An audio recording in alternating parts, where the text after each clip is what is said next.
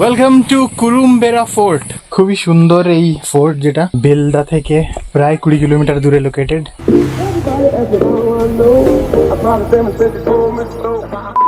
Hi everyone, welcome back to a new vlog. I hope all of you are doing amazingly great. এবার আমরা পাথরা থেকে বেরিয়ে যাব কুরুমবেরা fort. দেখাচ্ছে আমাদের 66 কিলোমিটার, বাট আমরা এখান থেকে কংসাবতী নদীটা ক্রস করব। এখান থেকে আই গেস নিচের দিকে যেতে হবে, তাই তো? চলো। আয় হায়, ও আমরা এবার বাঁশের ব্রিজ দিয়ে নদী পেরোবো। দেখি কি বলে, পেরোনোর জন্য কত টাকা চায়। কত টাকা? 15 টাকা। এটা আগে ছিল না? না গো, আগে ছিল না বাবা। নৌকায় পারাপার হতো। হ্যাঁ, নৌকায়। এই যে নৌকাগুলো আছে, গাড়ি পেরোতো না হয়তো। সবাই বেরাবে। ও গাড়িও পেরোতো আগে? হ্যাঁ, 15 টাকা এখানে টোল ট্যাক্স নিচ্ছে। চলো এবার আমরা নদীর উপর দিয়ে পেরোবো। ও ভাই সাহাব,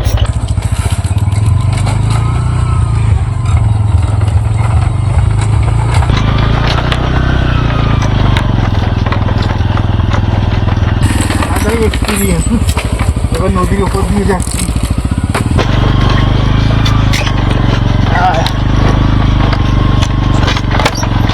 এই হচ্ছে কংসাবতী নদী।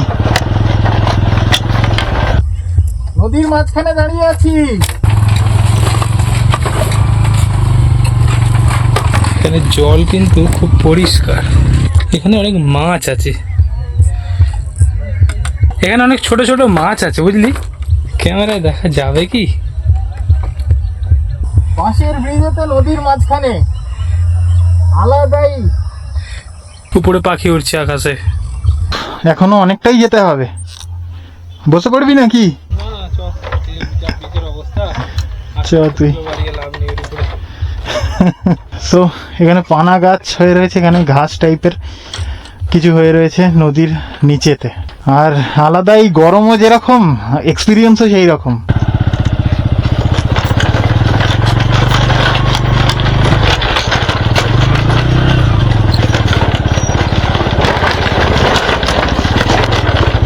ও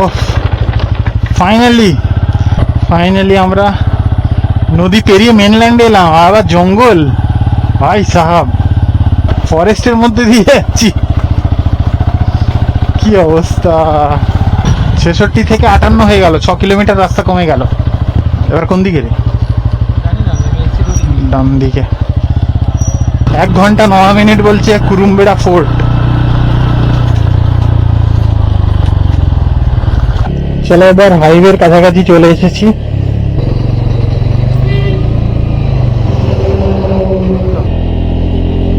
তখন এই রাস্তা দিয়েই গেছি। হ্যাঁ, এই রাস্তা দিয়ে গেলাম। হ্যাঁ, এখান দিয়ে ঢুকে গেলে হয়ে যেত।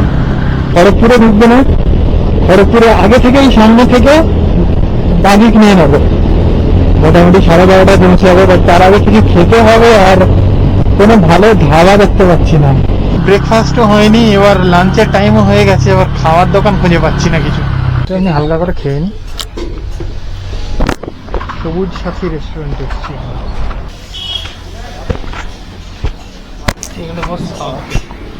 চলো, আমাদের শালপাতায় খাবার চলে এসছে। রুই মাছ আছে, আর থালিতে না মাল্টিপল টাইপ অফ সয়াবিন আছে, আলুর তরকারি, পটলের শাক আছে। তো আমাদের খাওয়া দাওয়া হয়ে গেল। এখন এখানে বেলদার একটু আগে রয়েছি আমরা। ঘামেতে একদম ভরে যাচ্ছি, বাট যখন খাওয়া লাগছে তখন সেরকম কষ্ট লাগছে না। কেমন এখানে খাবার লাগলো তোর? খাবার অনেক ভালো ছিল, কোয়ান্টিটি অনেক বেশি দিয়েছিল। হ্যাঁ, অ্যাকচুয়ালি মানে ওভার ইটিং হয়ে গেছে। তো চলো এবার এখান থেকে বেরোই। তো আমরা এই ধাবাতে খাওয়া দাওয়া করলাম লাঞ্চ, আর এখানে বাইক রয়েছে পার্কিং করা। 30-40 কিলোমিটার মতো ডিস্টেন্স আছে, তো বেশি দূর নয়। জলদি পৌঁছে যাবো, 1/2 ঘন্টা 40 মিনিটই লাগবে। লোকেশনটা দিয়ে নিই। বেলদা থেকে কেশিয়ারির রাস্তায় যেতে হবে। একটুখানি গিয়ে কোল্ড ড্রিঙ্কস খাওয়া হবে দোকান থেকে। কোথা থেকে ঢুকবি দেখে নিয়েছিস? হ্যাঁ, বেলদা থেকে ঢুকতে হবে। আমি যখন কেশিয়ারি যেতাম খড়গপুর থেকে, ওই দিকে রাস্তা ঘুরে যেতাম। হ্যাঁ, ওইদিকে আছে রাস্তা। সালুয়া হয়ে আইআইটির হ্যাঁ। পাশ থেকে। চলো বেরোনো যাক। পুরো আগুনের তাপ উঠছে একদম। Welcome to Belda. এটা দিয়েই তো চলো, বেলদা থেকে এবার কেসিয়ারি রাস্তায় ঢুকছি। কেন রেলগেট রয়েছে।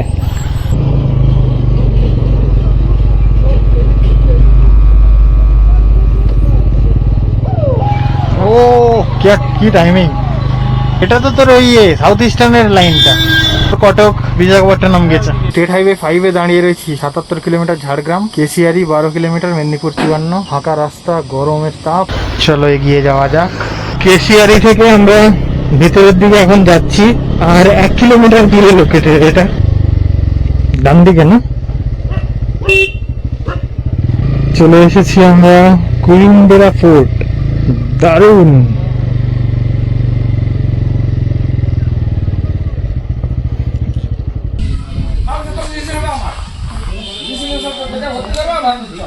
সো ফাইনালি আমরা এসে পৌঁছালাম কুরুমবেড়া ফোর্ট। আর অনেক পুরনো একটা ফোর্ট আছে। Let's go inside. এখানে ফলকে কিছু লেখা আছে, ডিক্লারেশন দেওয়া আছে, this is a heritage site. Welcome to Kurumbera fort.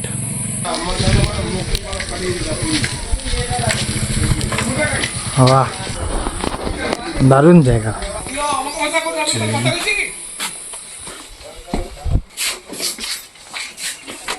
দিকটা হেঁটে যাওয়া যাবে। ওই ছায়াটা ঘুরে কুরুমবেড়া ফোর্ট ভীষণ সুন্দর একটা ফোর্ট, আর্কিটেকচার ওয়াইজ খুবই সুন্দর। মেদিনীপুরের শান্ত প্রান্তরে দাঁড়িয়ে থাকা এই প্রাচীন দেওয়ালগুলোর সামনে এসে আমি যেন শত বছরের নীরব ইতিহাসের ফিসফিসানি শুনতে পাচ্ছি। পাথর বসিয়ে বসিয়ে ছোট পাথর তার উপর বড় পাথর বসানো, সেইভাবে ব্যালেন্স করে ছাদ বানানো, কি দারুণ! বছরও মানে এখনকার ইঞ্জিনিয়ার যারা বানাচ্ছে।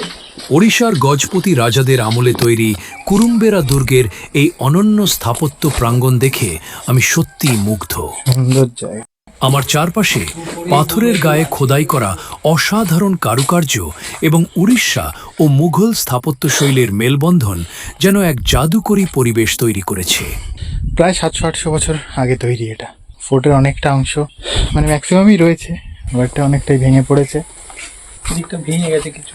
এই সাইডে যেই পোর্শনটা ছিল ভেঙে পড়ে গেছে। আজ এখানে কোনো কোলাহল নেই। আমার চারপাশে শুধু রয়ে গেছে ইতিহাসের এই অপরূপ সুন্দর পাথরের রূপ, যা আমি কোনোদিন ভুলব না। বাইরের লোকটা জিজ্ঞেস করছিলাম ভিতরে ছায়া আছে, বলছে এখানে যদি ঠান্ডা থাকে আর কোথাও ঠান্ডা নেই। হেভি ঠান্ডা। আরে এত মোটা পাথর থোড়ি রোদ আসবে। এই স্ট্রাকচারটার ভিতর দিয়ে পুরো সিমেট্রিক্যাল ওয়ার্ডার ছিল এক সময়। এখানে দেখে কিরকম সিনেমা শুটিং হয়েছে এরকম মনে হচ্ছে। চ তাহলে লেটস গো। গরমে একদম পুরো সিদ্ধ হয়ে যাচ্ছি। ফোর্টটা দেখলাম এবং খুবই সুন্দর। এই কুরুমবেড়া ফোর্ট, যেটা বেলদা থেকে প্রায় 20 কিলোমিটার দূরে লোকেটেড, কেশিয়ারি থেকে 7-8 কিলোমিটার হবে এটা। চল তাহলে এবার এখান থেকে বেরিয়ে পড়া চলুক। Let's go. ভিতরে কিন্তু ফোর্টের ভিতরে ঠান্ডা, আর বাইরে সেইরকম গরম, वो अलग ही लेवल का গরম। কিন্তু এই জায়গাটা খুবই সুন্দর। এখানে শীতকালে আসলে মানে ভিতরে একদম ফ্রিজের মতো ঠান্ডা থাকবে। পুরো পাক্কা 201 কিলোমিটার হয়েছে এইটা। সো 200 কিলোমিটার কভার হয়ে গেছে। এবার বেরিয়ে পড়লাম আগে, আর 90 কিলোমিটার মতো দীঘা। এখন মাঠের মাঝখান দিয়ে রাস্তা দিয়ে যাচ্ছি, আর কত গরু আসছে ভাই সাহেব, অনেক গরু। সব ছাড়া রয়েছে, কেউ বাধা নেই, সব নিজের ঘরে ফিরে যেতে পারে। কুরুমবেড়া ফোর্ট পেছনে ফেলে আমরা এখন মেতে উঠেছি দীঘার পথে। সামনেই ন্যাশনাল হাইওয়ে ধরে ওড়িশার জলেশ্বর হয়ে আমরা পৌঁছে যাব আমাদের ডেস্টিনেশনে। আমাদের এই রোমাঞ্চকর রাইডের তৃতীয় পর্বে কিন্তু আসল মজা অপেক্ষা করছে, তাই যাত্রা একদম মিস করবেন না। ভিডিওটি শেষ পর্যন্ত দেখার জন্য আপনাদের সবাইকে অসংখ্য ধন্যবাদ। এখনই আমাদের চ্যানেল বং বাইকার খালিদকে সাবস্ক্রাইব করে দিন আর কমেন্টে জানান কেমন লাগছে। তাহলে দেখা হচ্ছে ঠিক পরের এপিসোডে।